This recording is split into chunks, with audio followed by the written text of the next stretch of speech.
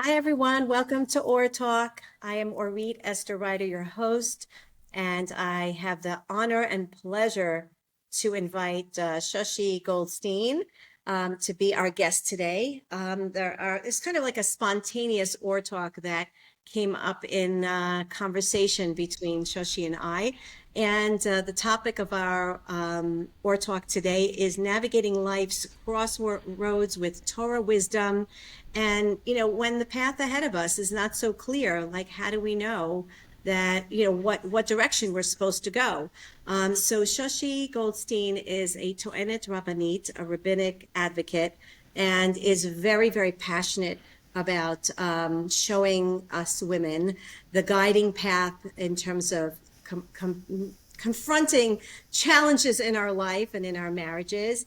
And I want to leave it up to you to really share with us, if you could. I'm going to start off with the first question because I feel like what you have to offer us is an abundance of Torah wisdom and something that is not often shared publicly and openly to us women. I guess the first thing I want to ask you is, what is the role of a To'enet Rabbanit? Like, what is this unique role that you're titled with? What does it mean? And please introduce yourself. So a Toanet Rabbanit is, in essence, a lawyer in the rabbinic courts. So I represent women primarily, but I do have a nice amount of men that I represent as well in the rabbinical courts in Israel and in private Batei Din in Israel as well. So in the rabbinic court, that's mostly 99% divorce, 1% inheritance. Um, so most cases are divorce, which includes custody, which includes child maintenance, the ketubah, if it's being paid, if it's not being paid, and how much. All those issues, which if the divorcing parties can't come to an agreement on, because we always try mediation first, but if the divorcing parties can't come to an agreement, then we go the hard way towards litigation, which is not fun, but very often necessary. So it's Wow. we have our own bar association in Israel. It's you have to maintain a Tohen Rabbanit, or a Tohen Rabbani has to maintain their license. It's pretty rigorous studies, pretty hard tests. Two tests in Eben HaEzer, which is the part of the Shulchan Aruch that deals with marriage issues, and two tests in Choshen Mishpat, which is the part of the Shulchan Aruch which deals with monetary issues. An oral test and two written tests on the laws of the state of Israel as they apply to families and primarily divorce. I remember when you were studying, I remembered you were saying how much you have to learn, and it was quite intense there. It was intense. When I was studying for 14, 15 hours a day. Wow, Yeah, wow. it's pretty That's intense. unbelievable. So, I think this is a question where a lot of us as women, and I am talking in the name of women because that's the role that I assume.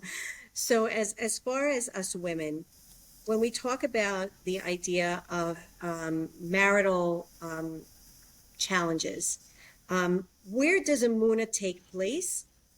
When do you know? I'm going straight for the shebang. When do you know when you need to work on more Emuna in your marriage?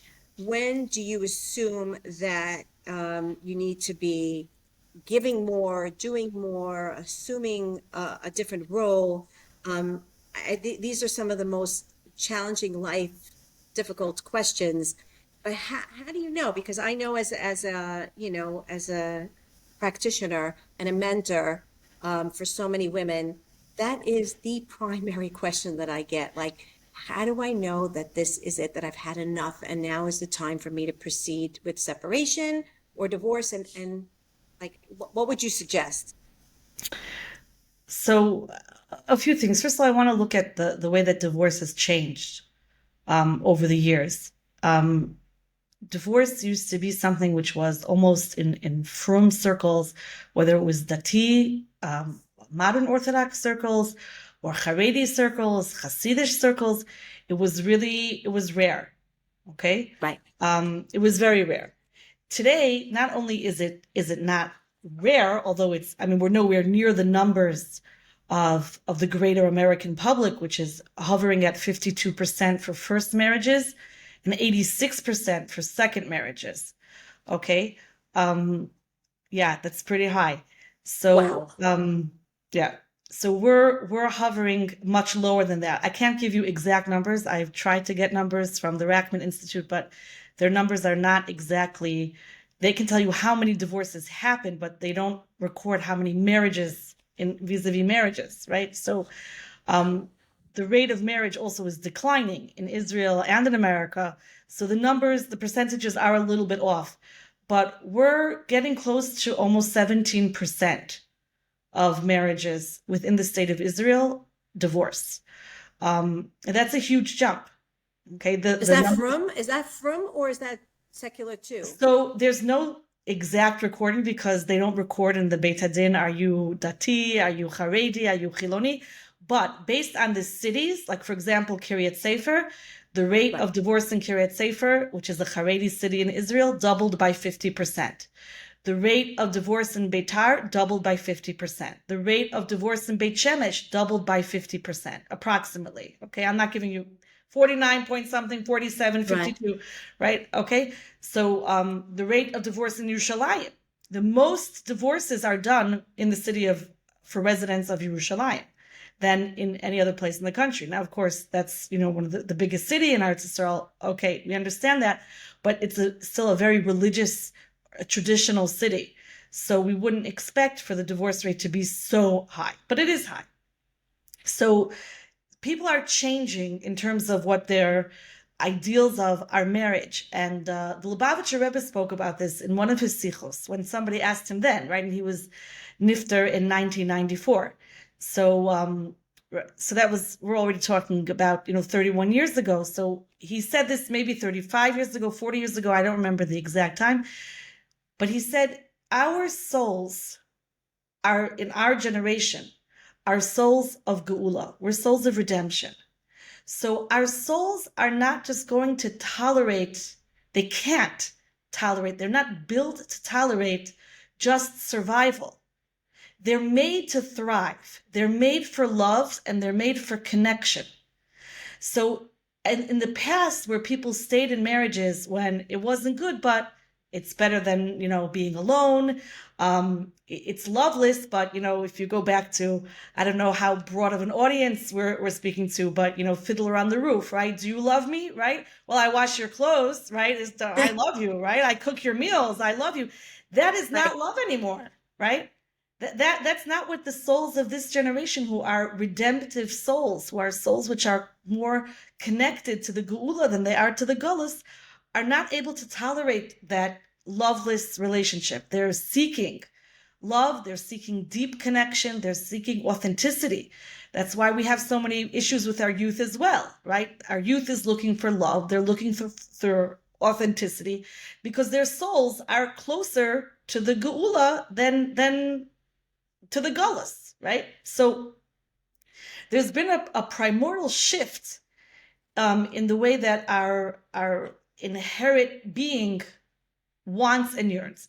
There's also feminism, which has completely shifted the way that people think about marriage. And I want to talk about from feminism, right? Because from feminism means I'm going to support, I'm going to work, my husband's going to learn, I'm going to take over, I'm going to do everything, and I'm going to be super mom and Eshes Chayil from Aleph to Tuf, and I'm not going to tax my husband with my needs. So that might sound really great on paper, but in theory, that's emasculation.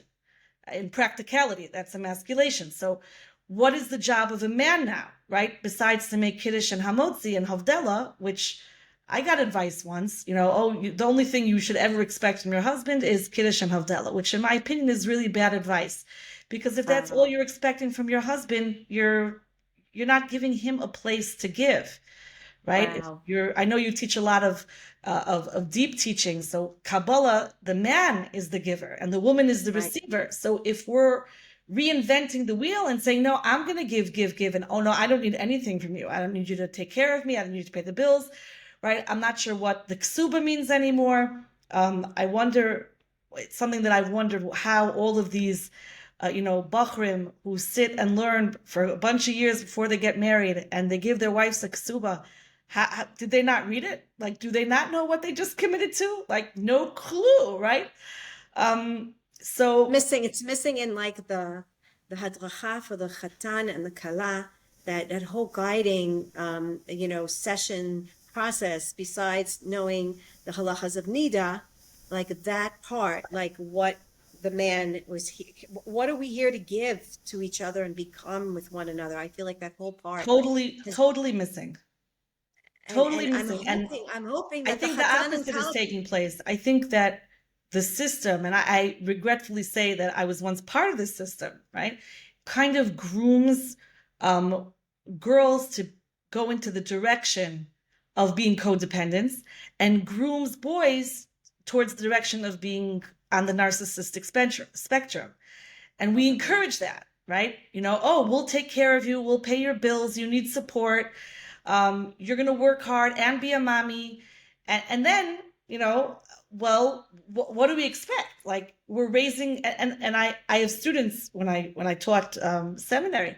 I can tell you that I have students who are extremely selfish as well, right? I'm not saying that but we somehow in the system, you're either a giver or being taken care of. And the concept of partnership and the concept of reim ahuvim, right? We say at the Sheva Brachas, we bless them with all these beautiful blessings, ahava ve'achava ve'shalom ve'reut, right? Peace, brotherhood, friendship, that concept of partnership, right? That we are going to build something that's uniquely ours together, just like Adam and Chava did in Gan Eden, without anyone's comments, without anyone's opinions, without Facebook, without Instagram, without likes, without followers, right? Just us. We're going to build this special thing together. It's a very rare thing. So to get back to your question, how do you know when is when? How do you know if you don't need to go to another Emuna shir or another, anger management or patient, class? Well, you should always go to another Emuna shir or anger management, right? That has nothing to do with whether you should get divorced or not. But I think that from my experience, and I had this great teacher, Rebbe Yeshua Eichenstein, Zecher Tzadik Livracha from Chicago, when in 2001, when I decided to make Aliyah, which was not such a great time to make Aliyah, so it just like happened. We're making Aliyah. And then I went to tell the Rav, oh, I'm making Aliyah. And then he said to me, you're not going to ask if you should make Aliyah? And I was like, oh, wow. Like, I didn't even think about that. Like, and he said to me, that's the sign that you should make Aliyah. Because if you're coming to ask, you're not taking responsibility for your decision yet. But if you're coming and telling me I am making Aliyah, oh, I'm going to give you a bracha. Via bracha, it should be good. You'll have only good. Baruch Hashem, this bracha was mekuyim. I have only good in Eretz Yisrael. But I think that applies to a lot of things as well. It's a prototype for making decisions. We don't have other people make that decision for us. When a person is ready to get divorced, it's not a choice already. Right. We're not Catholic, right? Thank God, Shelo Asani Goy. And we're allowed to get divorced. There's times that the halacha says mitzvah legarsha. It's a mitzvah to get divorced in certain situations. It's a chiyuv. It's an obligation to get divorced in certain situations. So when a person says, I'm getting divorced, right? They're like, I can't, right? I cannot do this anymore. I don't want to do this anymore, right? I don't think that most people bury their dream of the happy family. At least I haven't seen it. I saw it once in my entire career where I felt that it was totally insanely premature that a couple got divorced. But other than that, people come usually too late. Too late. What happens if a woman is like in many women are in between stage? They're like, I've really given it my all. I'm trying. He refuses to go into therapy. This is a very classic situation. He refuses to go to therapy, refuses to admit. I do find that when I work on myself a little bit more and I'm more patient and I'm more loving, there are shifts, things do change.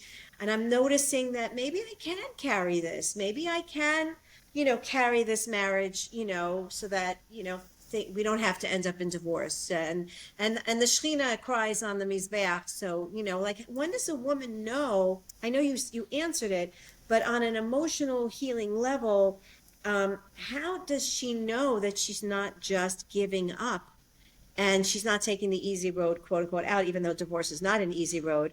How does she know she can't give that much more? So first of all, the last thing you said is the most important. Divorce is not the easy road out. It gets worse before it gets better. Every future simcha of yours with your children, grandchildren, has this dark cloud over it. Okay, you're not going to make 2 weddings for your kid. You can make 2 bar mitzvahs, but you're not making 2 upsharons for the grandson, and you're not making 2 brisim. You're not making 2 kiddushim. So you're going to have to deal with this person probably forever unless you don't have children. So, you quoted this very often quoted reason why someone shouldn't get divorced, right? Don't get divorced because the Mizbeach cries, right? So that happens to be like what I think is part of the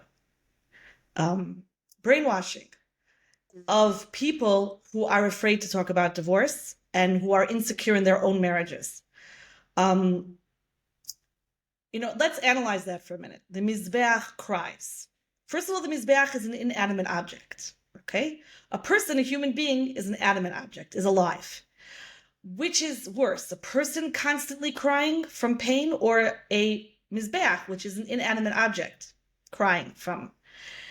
That's number one. Number two is that, what's the deeper meaning here, right? So to me, the deeper meaning is that, why is the Mizbeach crying? The Mizbeach is crying because there's going to be no more sacrifice being put, meaning the person who's saying, that's it, I've had it, right? And sometimes it's both, right? There are many couples where both puts in a lot and it doesn't work. Im Hashem lo yivne bayis, sham amlo bone bo.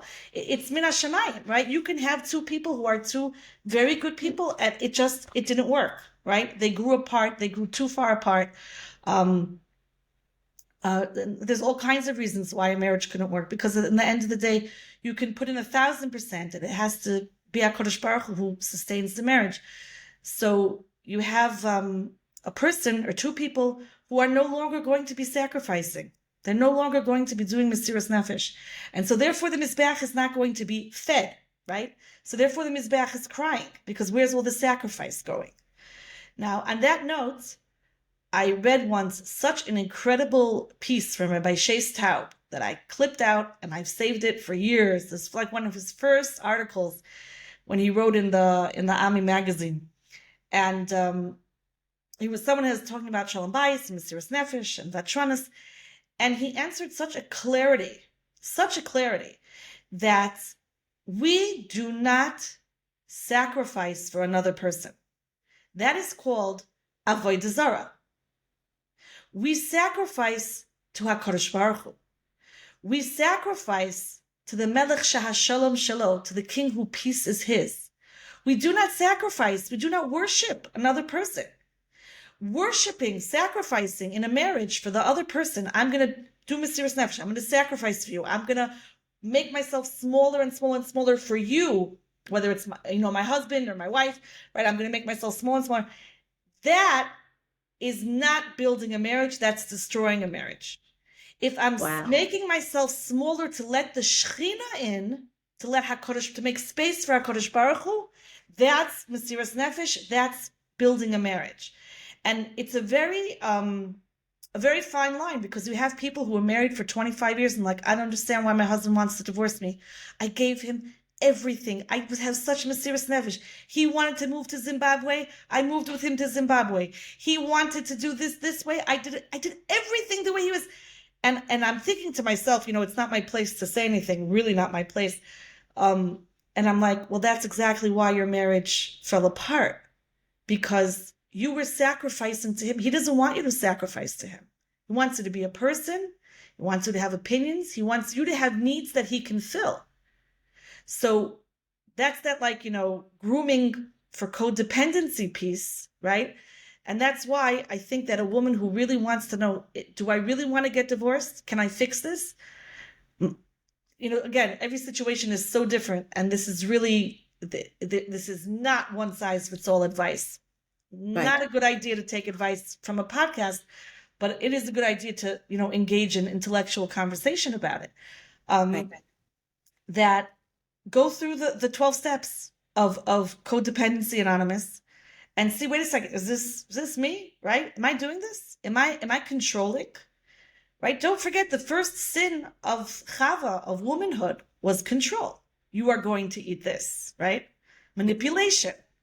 So, and there's a lot of helpful self-help marriage books out which promote manipulation and control. Under the table, how to get your husband to do what you want him to do.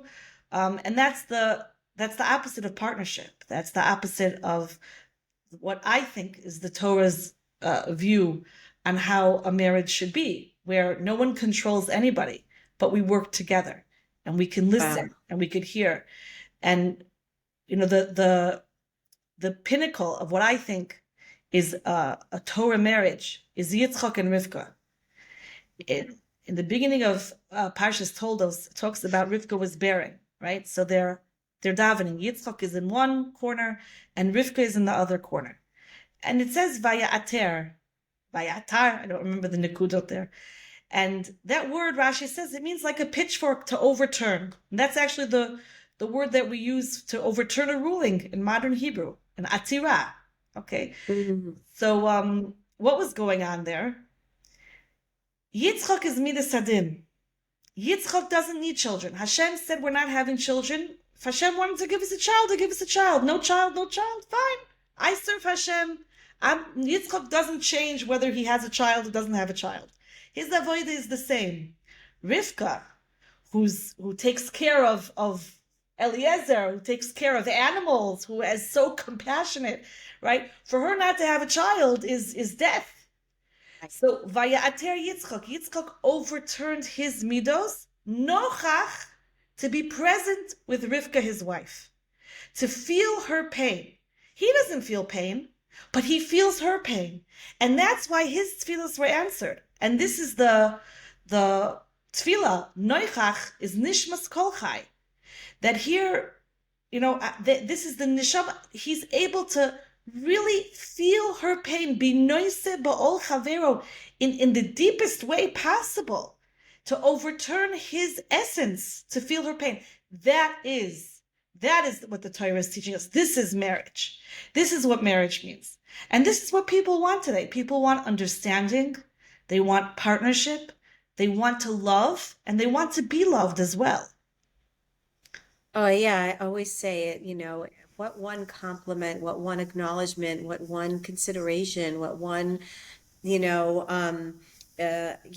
desire for me to want to better myself by helping, by joining with you and having a partnership and relationship with you. If they would only know, each one of the couples, what that means and how much it can contribute to the other, to create the I, you, and us. There's an I, there's a you, and there's an us. And it's unfortunate. I have to say, I do have to place a little bit of responsibility on the shoulders of the guidance that we're getting. I know for a fact that the guidance that I got, in coming back to Tshuva was not nothing that you're describing. Right. And I didn't get it either. And I went through the system and, I shouldn't say I didn't get it. I had my high school principal, Rabbi Hillel Belsky, Zecher Tzadik Livracha. He saw this in me. He saw that I don't think the word codependent existed right then, but he was a man with a lot of depth and foresight, and he lived way ahead of his times in a lot of areas. And I remember he called me into his office and he started talking to me about Vatronis and what does Vatronis really mean, and what does it mean to overdo chesed, and is it really helping somebody or is it not helping somebody? And it took me till I was 40 to actually understand what he was trying to say. But the message was there. On the other hand, though, I can tell you that I was one time summoned by a Rosh Kollel, where my ex-husband learned, and he said to me, you know, you got to take more responsibility for your husband and his happiness and his mood. And he really, like, you know, gave me a whole talk, and I was like, whoa, like, you know, you didn't even ask me any questions. You didn't Right. just jump straight into that. You have to take responsibility. If a person is happy at home, they learn well in Koilel. And that might be true, but at the end of the day, a person has to be responsible for their own mood, for their own doings, for their own thoughts. Mm-hmm. The minute that I try to take responsibility for my husband and for his thoughts and for his moods, well, I'm not his mother, I'm his wife. That's number one. And number two is that I've just crossed a lane. I am taking away from his personality. I am taking away his tikkun. So, like it says in Shir Hashirim, Samuni notera esakromim, karmi sheli lo natarti. I didn't tend my own vineyard. I was doing everybody else's work, but I didn't do my work. My work is akala, means to accept, right? So I accept you as you are, and you're going to accept me as I am, and together we're going to work each in our own corner, like Rivka and Yitzchak and Noichach. We're going to have this great synergy of being present with each other and being supportive. Right. For Hashem's sake. I hear. I have another question that's very burning and on the edge of my lips here. What is the most common misconception and halachic divorce guidance of your work? Like, what is like there must be some misconceptions. You ready for a shock? Yeah. Okay.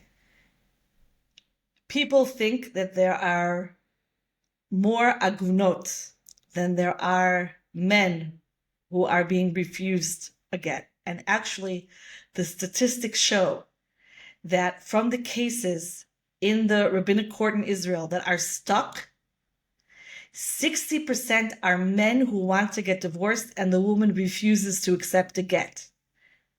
Yeah, that's a shock. Wow. As opposed to 40% of the cases which are stuck, which is a woman who wants a get and a man who won't give it. So wow. Rabbeinu Gershom, Why would a woman not want to? Well, I can't understand why a man doesn't want to give a woman a get either, but why would a woman not want to give a man a get? Money. Either money, that's the number one reason, or B, she doesn't want to be a divorcee. Right? She doesn't want to be a divorcee. She doesn't want to live. She doesn't want that title of being. Listen, being a divorcee in Israel, whether you're religious or not, we Jews, we're a clan. We're family oriented. Chamulot, right? It's all about family.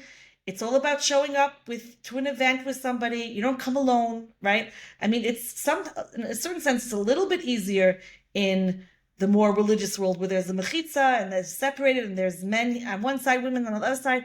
But in there, everybody's family. Everything is family oriented. So, you know, and you know, people are not respected anymore. It's considered in the Haredi world, you got divorced, you are a failure, right? Because somehow some people adopted a very Catholic hashkafa that divorce is a sin. Divorce is not a sin. It's actually a mitzvah, right? There's the guy in Yerushalayim who, before a get is given, he says to the man, mitzvahs need to be done with kavana. You could tell he's Hasidish, right? Mitzvahs need to be done with kavana. You need to be mechavin to do the mitzvah. There's a whole discussion in halacha. Does the man make a bracha? Asher kedishanu b'mitzvotav v'tzivanu. Right? Now he doesn't, okay? Right. Although I have heard many clients and their exes make the bracha Baruch Shepitarani, you know, the bracha that a father makes at his son's bar mitzvah, blessed are you Hashem, who relieved me of this punishment. I've heard that bracha being made with Shem and Malchut and Shechianu and all kinds of interesting reactions. But lahalacha, we don't make a bracha. But it is a mitzvah. In certain circumstances, it is a mitzvah. It's obligatory. We have a Shulchan Aruch which teaches us when it is and when it isn't. Right. Wow. But yeah, okay. It's very interesting. I will not represent any client who refuses to give a get or refuses to accept a get. I will not represent a woman who is using a get as a mekach, as a bargaining chip. And I will not have anything to do with or represent anyone who tries to do parental alienation. Wow. That's Those are good. my two Amazing. Right. Your your kavadom. borders. Right. Yeah. Wow. So what practical strategies can you give to a woman right now, okay, to help her maintain a certain level of emotional stability and spiritual connectedness while she is in a prolonged challenge, when she's not feeling that resolution to get divorced? Like, is there something you can offer to her, something practical that you can offer to her so that she can maintain sanity while she's in a somewhat insane situation? Because again, I'm just sharing what comes to me. What comes to me is that a lot of women are doing their avoda, they're going to therapy, they're working on their Emuna, and many of them will say to me, the husbands downright say to them, I am not, you have the issues. You had the troubled childhood. The issue is with you. Go and take care of yourself, and I'll tag along for it. But they're not necessarily at all assuming Well, responsibility. sometimes that's true and sometimes it's not true, right? It, in every marriage, it's 50-50. It really is, right? Meaning not the responsibility is 50-50. The what gets done in the house is never 50-50. There's no equal partnership anywhere. Equality is a myth, right? Which doesn't exist. The founding fathers invented it, but no two men are created equal. No two women are created equal. But it takes two to tango is true, right? Because, and this might be a little bit controversial, but let's say a woman who's abused, no question that she is being abused, right? So I'm not blaming the victim, but I'm pointing out that she allowed the abuse, right? Meaning she wasn't strong enough to pick up the phone and call the police. Or she wasn't strong enough, and that could be because of her background, she wasn't strong enough to say no, right? And I've been there, right? I know what it's like. I'm not ready yet, okay? I'm not ready. So, and that's okay. But that means that, nature abhors a vacuum. There's a vacuum within me, which I am letting somebody else take advantage of it or invade it. I'm giving free rent to somebody else's ideas about me. So there's work that I can do with myself, a lot of work that I can do with myself that has nothing to do with my marriage per se. It has to do with me. Because if I'm willing to live in an abusive situation, right, that means that there is something wrong with me. And that's a very hard thing to swallow, a very hard thing to swallow. But the minute that I can say that and say, okay, there's something wrong with me, why would I agree to speak to somebody or to listen to somebody who is degrading me right now, who is calling me stupid, right? Or who's gaslighting me in a chain gaslighter? Why am I agreeing to have a conversation with them? Why am I listening to a tirade about how supper is never good? Or that the neighbor makes fresh challahs every week and she manages and she works? But why do I agree to listen to that? So the fact that I agree to listen to that says that I have work to do within myself, because I should not, we don't talk to people. We don't talk to terrorists, right? Right. So that signals me I got work to do with myself. So what the way that I inspired myself, and is that I look at Avigail from the Navi. Avigail is married to a man named Novel, who I'm sure when his parents named him, they meant Novel, like a harp, right? But Avigail says, Kishmo Kenhu, right? He's a Right. menuval. Menuval. He's a despicable person. And this despicable person who, I don't think we have time to get into the whole story, but he did many despicable acts. And his wife Abigail is this big tzaddikus, and she's not just a tzaddikus. She's a prophetess. She's a neviah, right? Now, how do you get nevuah? In order to get nevuah, you have to be tall, you have to be rich, you have to be smart, and you have to be besimcha. You got to be happy. No one who's depressed is getting nevuah. This is the Rambam tells us who can reach this darga, this very high madrega of nevuah. So Abigail is this happy person who receives prophecy, right? She's a prophetess. And she says about herself, right, that she's married to somebody who's kishmo kenu, he's a minuval, he's a despicable person. And we see in the Navi, he does really horrible things. So here we have this woman, she's able to maintain simcha when she's married to someone who's despicable. How do you do that?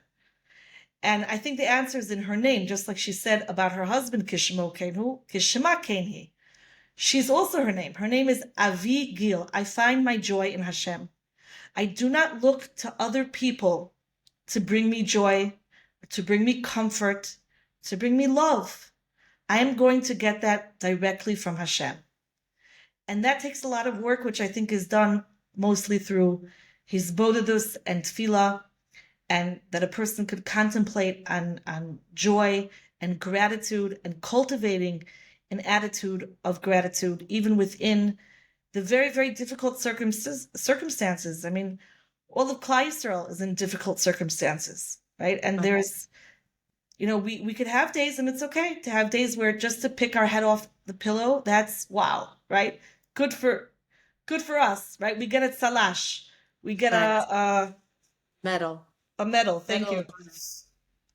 And that's okay, right? Hashem takes great joy in the fact that we keep going and we get out of bed and that we make food and we do daily chores around the house and we go to work when all of this horrible unknown things are happening and known things are happening.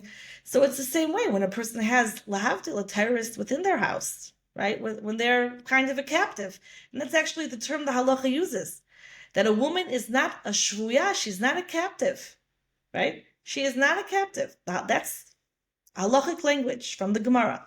So, but until you can understand that you're not a captive, and until a person could say, okay, I'm ready to jump into the sea, reverse, right? Reverse jump into the sea and say, okay, I'm gonna put my hands in HaKadosh Baruch Hu's, put my life in HaKadosh Baruch Hu's hands, and say, okay, I this is not a life, right? This is not a life. This is not the life Hashem intended. I'm a Tzelem Elokim. I don't deserve to be treated like this. And that is how a person, needs to work on themselves. Right. I always say there's no mitzvah to be a shmata. That's my. Adarabba, maybe it's an avera to be a shmata. Maybe it's an avera to be a shmata. That's the intention of the Creator was not that we should live in misery. I always say that it's really not. It's So let me ask you one last. I just want one thought on that. Please. Suicide is a sin, right? So emotional suicide must be pretty close to a sin. Strong. That's chazak. Thank you. So what's one piece of advice that you can share with someone who's listening right now, who's at a crossroads, doesn't know what he or she needs to do? How can they ascertain for themselves, discern for themselves what their next step needs to be when they feel like they've just had it? Is there something you can They made the decision. You're saying after someone's made the decision, what do they do? Just the point where you're like, die, ad lepo, like that's it. Ad kan. Like I said, I've tried everything. I really, really have. And now they're at a place where they're at a crossroads. Now what do? Do I take that step? Do I take that step and call you, which I want you to offer your, contact information and, where we can find your resources. But like how do they know? Should they go to a Rav? Should they go to a Rebbitzin, a therapist? Like, what does it mean? I know you said in the beginning you don't ask. I think that they should go to somebody who's not going to tell them what to do, but will help them go inside themselves. Lech Lecha will help them on that process of going inside themselves and figuring out what is the best thing for them at this point. Okay. But not to someone who's going to tell them what to do or not to do. Right. Or So tell it them could that be a they need. Rav, Rebbitzin therapist, whoever is going to guide you best to figuring out what you really want and what's best for you. Because to do what other people want is just people pleasing again. So here you have a woman in a bad marriage who's trying to please the rabbi or the Rebbitzin or the therapist, right? Who's like, oh, you can do it. Just if you try this, just if you one more time, give it one more. So is it going to be someone who's going to tell you what to do? That's not good advice. Is it somebody who can guide you to figure out what you want and what's good for you? Right. That's good advice. So Right. you need to be Okay. responsible for your choices. And pinning them on other people is not taking responsibility, which means that you're not ready to get divorced if that's what a person would do. So that's why Right. they're going to get that eitzah. They're going to get the eitzah stay in the marriage, because if they're asking someone else to make a decision for them, no, they're not ready to get divorced. Right. Right.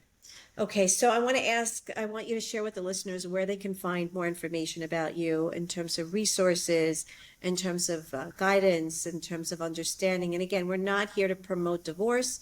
We're not here to say that divorce is the answer necessarily, and for anybody in any way, shape, or form. We're here to say that, to just bring clarity to the idea of what it means to be in a marriage that works for you, that is working for both the husband and the wife.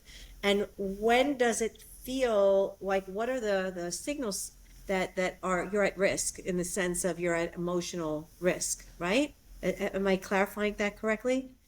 Yeah. Yeah. Okay, so I where tell can my they? clients, you order pizza, I'll deliver pizza. You order sushi, I'll deliver sushi. But I'm not going to make suggestions about what you should have. I'll read you the menu, but I'm not telling you what you should order. Right. Definitely the sushi though. I like that. So how can our listeners find So I you? have a website, toenet.com, where I also have a bunch of podcasts there. I have a lot of podcasts which address post-divorce, which is co-parenting with a narcissist, um, and those issues. Addicts, what if your ex is an addict or your spouse is an addict? That was a very fundamental podcast, and also about parental alienation, which is one of the big missions where I see in my career, which is trying to prevent um, parental alienation. So Right. my website is toenet.com. And What about those who live in Chutz La'aretz? You spoke a lot about Israel. What about those who live in Chutz La'aretz, outside of so Israel? Chutzlar is a little bit more difficult because the get process there is really difficult. It's really difficult. Um, the Bate Din there have no power per se, right? You can summon someone to a Beit Din in America. They don't have to come. Who are you? I'm like, here in Israel, you don't come. The police come and pick you up, right? We'll close your bank accounts. We'll put you in jail if we need to, right? Right. So the Bate Din here have a lot of power. They have the same power as the court system, um, and they have So what do people? jurisdiction. I'm sorry. So what do women and men do when they want to get a divorce here in America? In America, you have to be very smart and you have to get the right people involved because in America, anyone can call themselves a Tohen Rabbani or a Tohenet Rabbanit. You don't need any training. You don't answer to any authority, no bar association. Um, if I do something wrong, right, the other side, my client, the Dayanim, they could make a complaint to me to the bar association, right? And I have to defend myself. I have a hearing. It's unpleasant. You get too many and get disbarred. In America, you can have very unscrupulous people do whatever they want because there's no authority. So you have to be really careful. I mean, we could talk about this in another podcast, which Yes. is what I think is one of the biggest solutions to the shidduch crisis and the divorce crisis, which is prenups. But most people don't want to talk about it. They think that prenup is the most unromantic, horrible thing.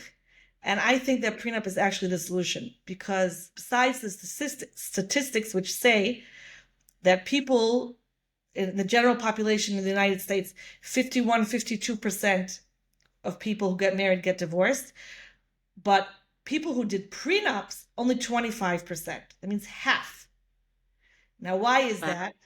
So in the short answer, and we could expand upon this because this is a whole nother topic, is that people who can have difficult conversations can have difficult conversations. So if you can have a difficult conversation with your potential spouse before you get married or even before you get engaged, and you could draft a document together, which is difficult. We're going to talk about money. Money is a hot issue. We're going to talk about hashkafa. We're going to talk about what if it doesn't work, right? Which, by the way, a ksuba is a prenup as well. But the halachic prenup is different.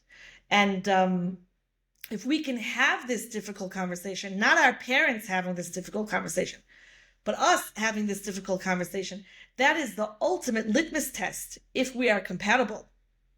Because if we can get through this discussion and actually open up these topics, are very difficult topics, and really actually not just what, we're supposed to say, but there's actually problem solving. There's challenges here.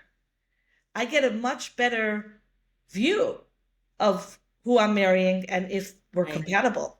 How does he deal with conflict? I understand. Exactly. So that I think is a huge solution to a lot of problems. But and there's a postnup.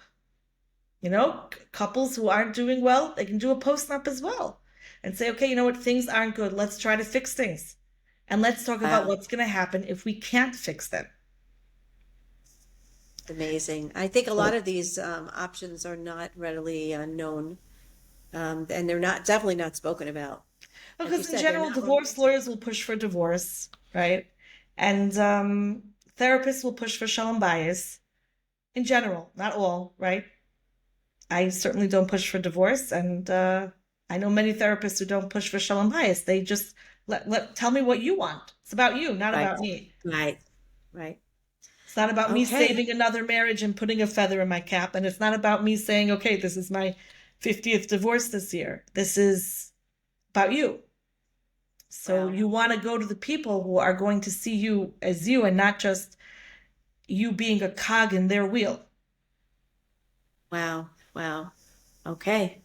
Thank you so much. I have to say, this has been very enlightening. I feel like Dafka, because at Emuna we believe that no woman or man should live their life alone, especially when they're going through life's challenges. And that's why we connect people through our Emuna community, and we connect people and make sure that they understand that they're not alone. This is another prime example of making sure that everybody knows that they have who to consult and they have who to go to, and that you're not supposed to be navigating these situations and challenges on your own, that there are people to answer, to help you. And you don't have to just suck it in and just say, okay, well, this is just my life. That's not the way Hashem intended when he created creation, right? No. Re'im ahuvim. Ahava ve'achava ve'shalom ve'reut. We're supposed to be living in a cocoon, and our homes are supposed to be tocho ratzuf ahava, full and dripping with love, plastered with love. Right, and that's where the Shekhinah resides. That's where the Shekhinah resides. Yeah. Thank you so much for your time, your wisdom. Pleasure. And I do hope that we're going to continue this sicha, and this conversation and future OrTalks. In general, everyone, I'm inviting you. If this OrTalk meant something to you and it touched you in a real, authentic way, please share it, tag it, save it, and join us in future OrTalk podcasts. We have a lot of beautiful guests coming, each one sharing wisdom that we feel that we need in order to navigate through life. So thank you, Shoshi, once again. And looking forward to future podcasts. Thank you so much. Pleasure to be here. Thank you.